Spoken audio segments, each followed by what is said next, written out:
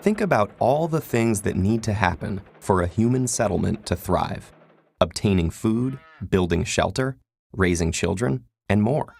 There needs to be a way to divide resources, organize major efforts, and distribute labor efficiently. Now imagine having to do this without any sort of planning or higher-level communication.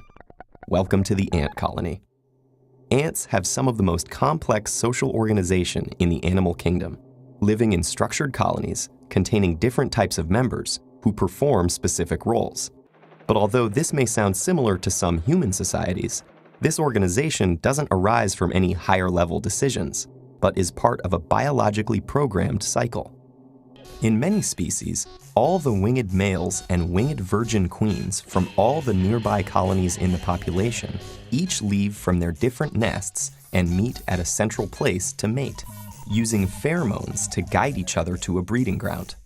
After mating, the males die off, while females try to establish a new colony. The few that are successful settle down in a suitable spot, lose their wings, and begin laying eggs, selectively fertilizing some using stored sperm they've saved up from mating.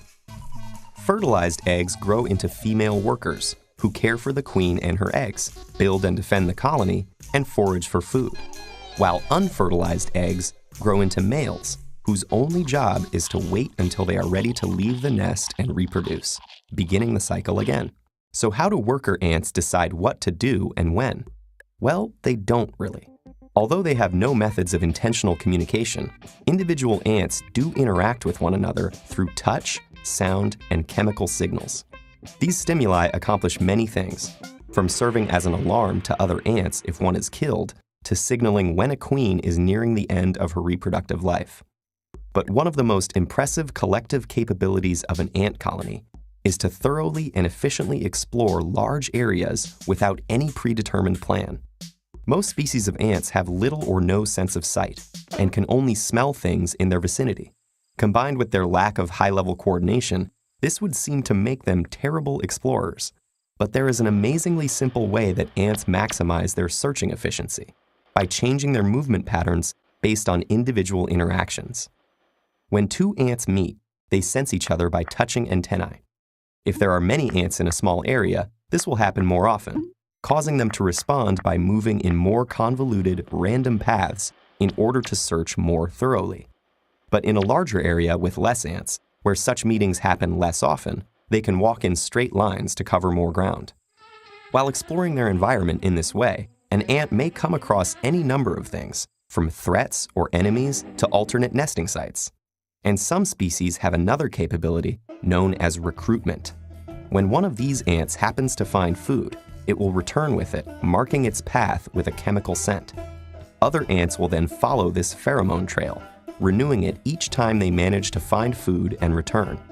Once the food in that spot is depleted, the ants stop marking their return, the scent dissipates, and ants are no longer attracted to that path. These seemingly crude methods of search and retrieval are in fact so useful that they are applied in computer models to obtain optimal solutions from decentralized elements, working randomly and exchanging simple information. This has many theoretical and practical applications, from solving the famous traveling salesman problem to scheduling computing tasks and optimizing internet searches, to enabling groups of robots to search a minefield or a burning building collectively without any central control. But you can observe these fascinatingly simple yet effective processes directly through some simple experiments by allowing ants to enter empty spaces of various sizes and paying attention to their behavior. Ants may not be able to vote, hold meetings, or even make any plans, but we humans may still be able to learn something from the way that such simple creatures are able to function so effectively in such complex ways.